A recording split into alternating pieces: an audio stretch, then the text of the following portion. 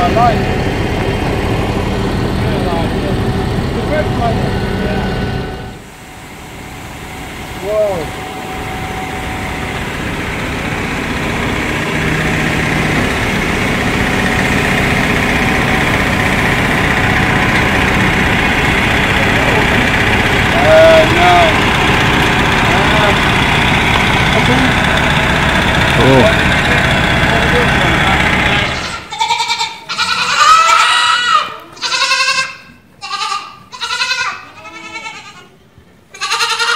अस्सलामुअलैकुम हसन भाई, ए बच्चे जी गोट फार्म ए भी है एक England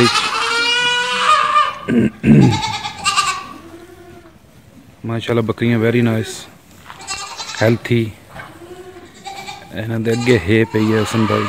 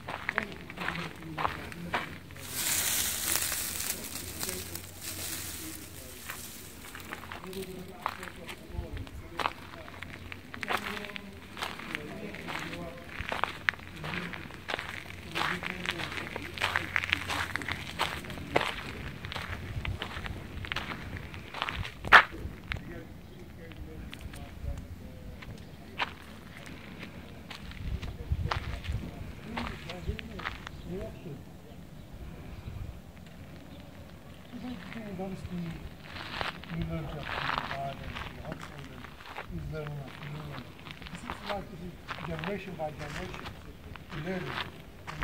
This is what we wanted to do. Honestly, it's one of those things that it's a hard one, it's a very tough job. It's not easy. But I said to this one, like to do it. And you don't work hard.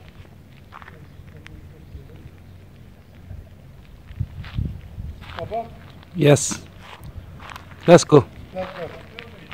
Yeah, we are here in Jonathan's farm in Epperson, and we are here to conduct an interview from one of our fellow friends who was a farmer.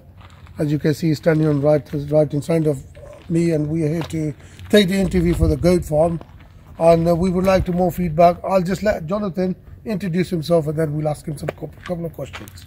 Yes, I'm Jonathan. I've got 240 acres. We do broiler chickens, pigs and goats, and arable and hay. And we take the goats from they're boar goats, so we're a meat goat, and we're taking those to market and fattening those up. And the chickens, they obviously go, they're meat chickens. I've got 85,000 meat chickens and 240 goats, 1,200 pigs. So nice. That's it. Right, Jonathan, I just would like to ask you some questions regarding the sheep. Obviously, you have sheep and you do have experience in this field. And when they have diseases, which, you know, there's a lot of diseases. When you see them, how do you cure them? What do you give them? What medicine? Who treats them, basically?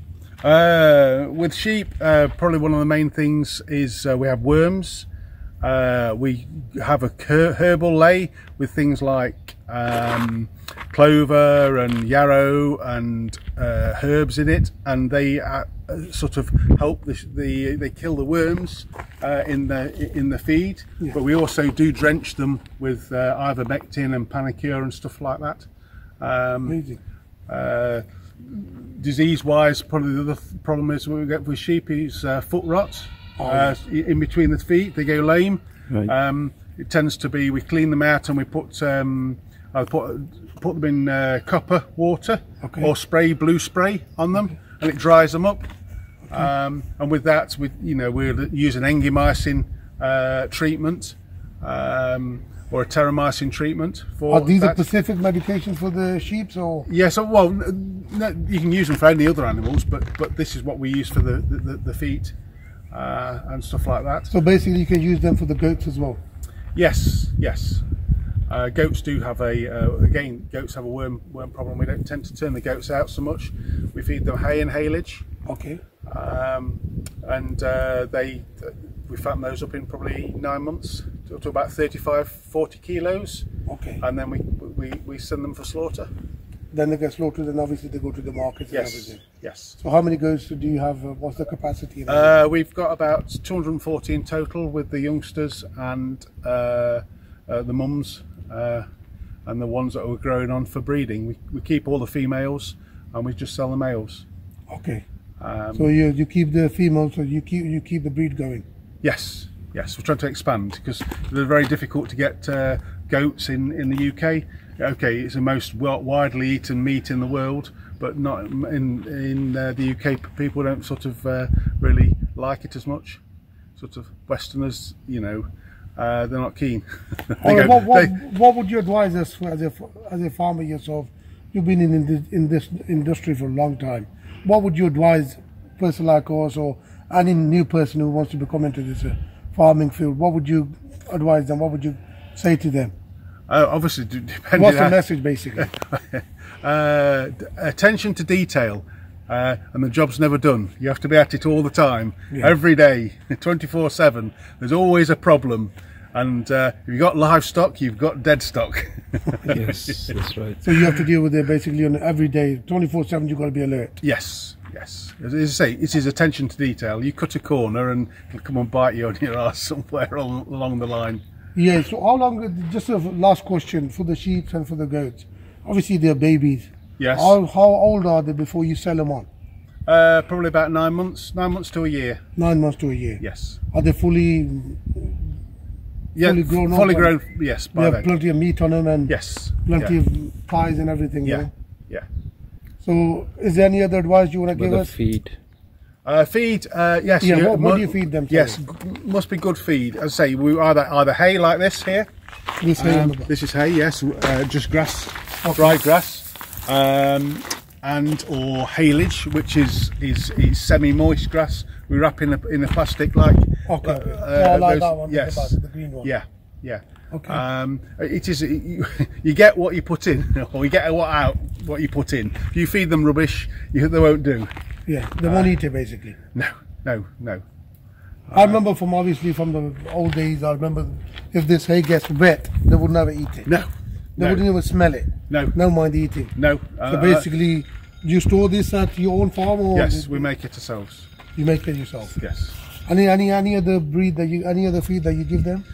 Sometimes we give them like nuts, so it's made out of cereals, sort of wheat, barley, or oats, with a bit of a protein pellet in. But we try not to do that because it costs a lot of money.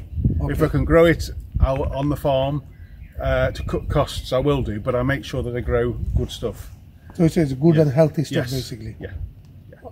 Thank you. Thank you very much. Thanks a lot. That's all right. Thank you so much. Cheers. Thank you.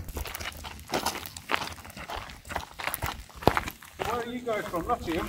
We are in Nottingham, yes, at the moment, and you never know, life can take you anywhere, you know. But we are based in Nottingham. Oh, right, okay. Wow, man. Beautiful.